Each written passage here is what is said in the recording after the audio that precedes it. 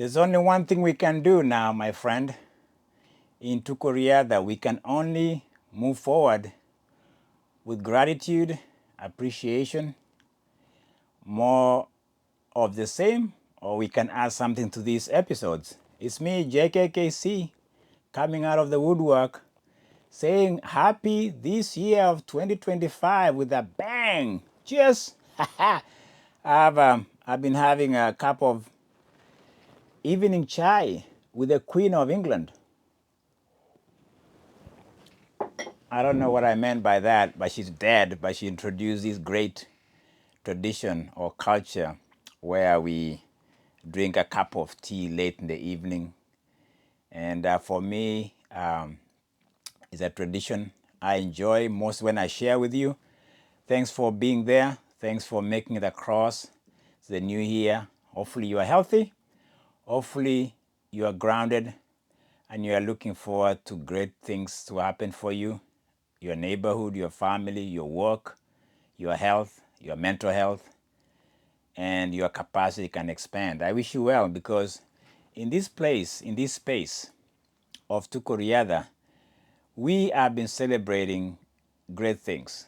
Let's just back up a little bit because we can only move forward when we have a sense of upstream. How was 2024 in a nutshell? I'll say this. For me, as your broadcaster or a YouTuber, it's been a phenomenal year. It's been great sharing this platform with you.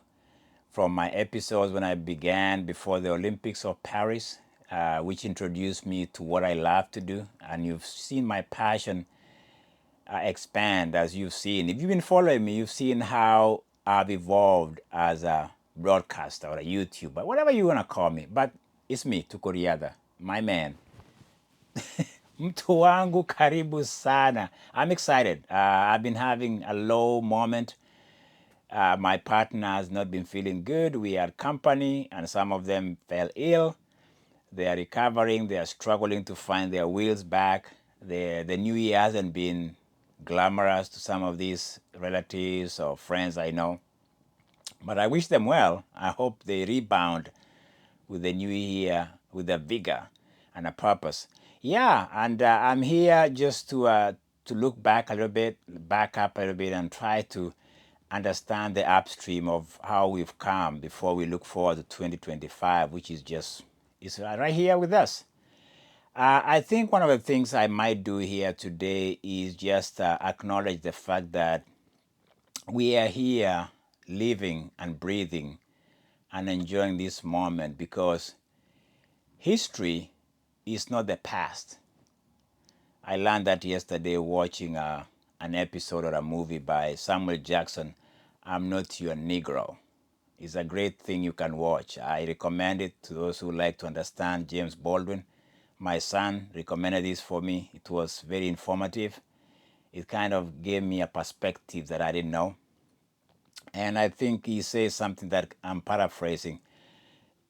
Our lives, where we are, history is not something in the past, he says. History is the present because it is that collective history that makes us who we are. So for me, in this episode, let me look back at 2024 and acknowledge a few things. That it was a year that we began sadly in athletics when we lost the great world record holder who broke the world record a few weeks later, months later. Calvin Kiptum perished in a road in Kenya. We have to acknowledge that. I have to acknowledge that in this platform. We lost Rebecca Cheptegei to tragedy of femicide in Kenya. It was sad. Just to add to the female component of the losses, I will never forget Agnes Tirop and Damaris Mutua. We can move forward, but we can only move forward when we acknowledge that we've let some people down. As a community, as a nation in Kenya, and as a community of athletics, we've lost some great people. There's some other people who have perished as 2024 unfolded. And it was, some of them were tragedies. Some of them were pretty much on the category of murder and criminality. We have to say that as it is, and I've highlighted this in my episodes. So I'm not going into 2025 innocently. I'm looking back so that I can appreciate where I am in athletics, in the society, in the whole landscape of humanity. Because I think I'm trying to get a sense of where we are as a people, as an athletic community. Because I think this year of 2024 that is gone by, as to me, has grounded me to the point of understanding that when it comes to human beings, it's not just a matter of being dismissive or being just prescribing what it is that I'm seeing. Is to acknowledge their humanity, their soul, their essence, their presence with us as they entertain us, as they entertain me, and as they make me understand them better, not just as people who we should just say like or dislike, whatever that is, or subscribe or view. They have a soul, they have families, they have partners, and they have feelings. It's been a year too whereby I have to say that we saw the best in the Olympics. We can begin by the Islander Julian, the 100 meters gold medalist. We can go to Tebogo in Botswana.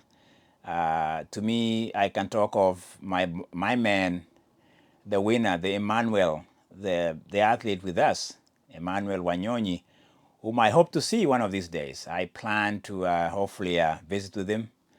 I've given a shout out. I've put some soldiers on the ground to locate the guy and put him somewhere. I want to just talk to these athletes for me, because this idea of just talking to them, like abstractly or just prescribing or describing what they are doing is not enough. I wish to meet some of these athletes face to face where we can have an interaction, shake hands over a cup of chai or something, whatever, any drink that he offers.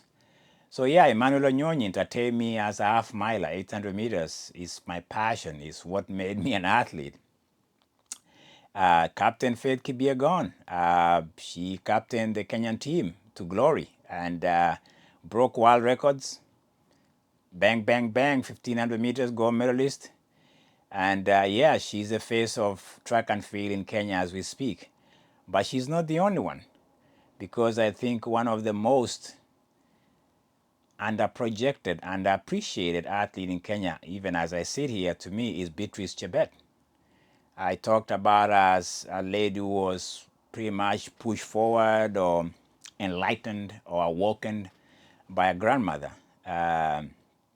And now she's a world record holder in 10,000, under 29, 28, 58, the first woman to break 29. And as if that's not enough, she becomes the first woman, as I was reading the other day, to break exactly what I'm talking about, 14 minutes on the road in 5K, 13:54. Let me tell you something. Beatrice Chebet has been robbed of her place in the athletics world. In fact, I was reading something about the awards that I've talked about. I don't think I'll stop talking about how she was robbed of the highest awards of being the athlete, track and field athlete of the year. I think she was. I think the world is very biased against women of Southern Sphere. That's a fact. We never acknowledge their accomplishments because the cameras are not on them. They don't speak maybe eloquently. LeBron apparently won it, and I'm still asking how. It doesn't add up. But I'll make a case for Beatrice. She's a woman who's been very consistent from cross country last year, winning it, leading the Kenyan women team, winning the overall team cross country championship, 2 gold medalists in the Olympics, one defended a cross country championship in Spain a month ago, and now she breaks. Not only is she just breaking, she's becoming the first woman to break 14 minutes in 5K on the road. 13:54 is incredible. Beatrice Chebet, don't worry, girl. The universe is watching and is taking record. Hollywood might not give you that. In fact, let me tell you something. Hollywood is because it's not Hollywood. It's not this Hollywood. This Hollywood has its own story. I was watching something on YouTube. Somebody has put something about the making of Beatrice Chebet. I'll watch that and I'll see what the person is talking about. Whether he has some things that I haven't talked about here. Maybe he's been watching my YouTube and taking some things. Hopefully, he gives me credit.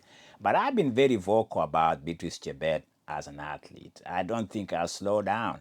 I'm not apologetic. I'm just saying, if you look at the body of work Beatrice Chebet had in this last year of 2024, there's no way she doesn't win the award. No, please don't give me that nonsense that 400 meters is more technical. Have you tried 5,000 meters? Have you tried 10,000 meters? Have you done that? That's more technical than you think. It's mental. You can talk technicality, but the mental part, if you are competing against Stefan Hassan, you have Captain Faith Kipyegon, you have Sergei Gede, you have the Japanese TikTok Tanaka, and you are doing all these 25 laps on the track in front of the capacity crowd, and you have to go through traffic and you win gold. And you win gold in 5,000, and people think you're not the best in the world and you don't get the award. That's robbery. They like robbery, okay? I've talked enough about Beatrice, but that's just the beginning because 2025 has just begun, and she's the story of 2025. So let's see how we go to Tokyo World Championship. If she wins that, well, I don't know what else she has to do. But I tell you what, her grandmother is proud, so am I. And I found out that she has a husband who apparently didn't want her to run. Very interesting man, because he didn't think that she was good enough. Come on, man, she's not good enough. She's the best. Anyway, I think sometimes we have hesitations. We have this don't take the risk mentality. But anyway, Beatrice Chebet, you deserve it. That's the story of 2024. It goes like that. We have other stories that we can talk about. I don't want to bore you with rewinding because I don't think most of you know what rewinding button looks like.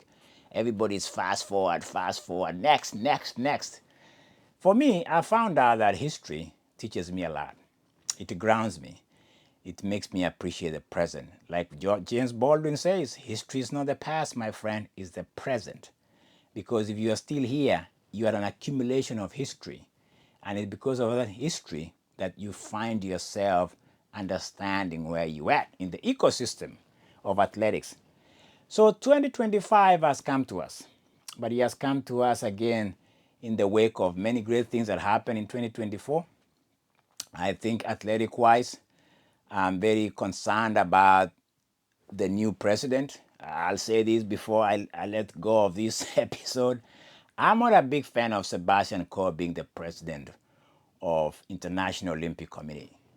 I've talked about this bias towards the gender that is pretty much misrepresented, and it's been trying to make it so Eurocentric. I've talked about how we've persecuted, we've ostracized, we've marginalized, we've discriminated against women of African descent. And his voice on that subject, on that inclusion, has been problematic to me. Some people are saying he's a front runner to be the next president.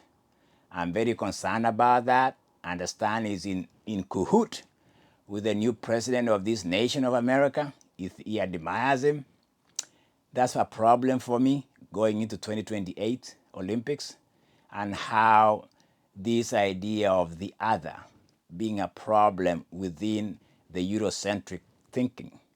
And I think for me, Sebastian Coe is a bad representation of diversity. He doesn't speak inclusively in his way of looking at athletics, most when it comes to the femininity and the purity he wants to present to the world. Let's face it, that's Aryan nation mentality. That is Hitler to me. There's nothing pure about race. There's nothing pure about human beings. We have imperfections. We have the world has been mixed up a little bit, and still there's a human we are talking about. I'm talking about Caster Semenya, the Mary One boys. I'm talking about the Burundians, the 1, 2, 3 winners in Brazil who are declared not to be women by most of the Eurocentric or Euro-based athletes, including the Polish woman I talked about. And for Sebastian Coe to double down and think that is okay, that women have to go through a litmus test to fit the Eurocentric femininity and purity category is a problem for me. And on this YouTube channel, I'm declaring, to be honest with you, it's going to be dark side. It's going to be very dark leadership if Sebastian Coe is elected as a new president of International Olympic Committee. I'm I'm not a big fan of that guy. He has eloquence. He has traction because of his athletic accomplishment and the fact that he was the chairman of London Olympics. Let me put it to you this way. My disdain towards UK leadership is rooted on their colonial mentality and that imperialistic madness that they think the world has to be seen through London.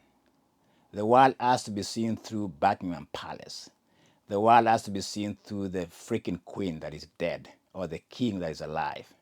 Sebastian Coe and these Britonians thinking, this Brexit crap bothers me to the core. And I'm speaking from a place whereby women of color, mostly from African descent, have been prosecuted, non granta in European court because they are not women enough. It's something that I've spoken here at length, and Sebastian Coe being a frontrunner as the new Olympic president is a problem for me. It doesn't bode well for people of African descent, mostly women, and people who are not women enough, according to the madness and the science project of Euro-based. So I'm concluding by saying that going into 2025 and the elections of the presidency, I've declared to you right here, I don't give a damn about Sebastian Coe. He can be all he wants in London, but he doesn't represent the global family of Olympics. Hands down, it doesn't add up for me. 2025, Happy New Year, my friend. Sebastian Coe, get out of the way. The world has changed. The imperial thinking of Britain and Sebastian Coe is a bygone, my friend. The world has changed. The world has moved on. You're not going to rule and impose your thinking on the rest of the world, Sebastian Coe. You need to stop it. There's no place for that. There's nothing pure. There's nothing British. There's nothing British about women of African descent. They are women the way they want to be women. Okay? That's my point I just made against Sebastian Coe. He speaks. He's very annoying when he speaks. Honestly.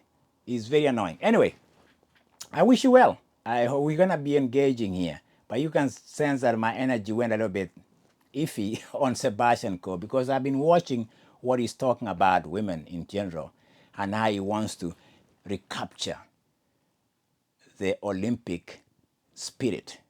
What is that all about? Olympic spirit is about diversity and global understanding of humanity. That's Olympics, my friend. It's not London. It's not Birmingham Palace. It's not a freaking monarchy. It's the global world. Britain is the past. Is dead on arrival. Yes, it's going to be exciting this year. And yes, I'll be speaking more to you and enjoying more of your sharing and your liking and your viewing and your subscribing. Because you know what? We have a community where love and humanization and affirmation and amplifications of beauty and all that is good and graceful is going to be promulgated and pontificated from me, JKKC, saying, mtu wangu amesema, asante sana. Thank you very much for listening. I'll see you on the other side of the pillow. I just bought new pillows, fresh, gifted from people who love this dude. I'll talk to you later, my friend. Ciao.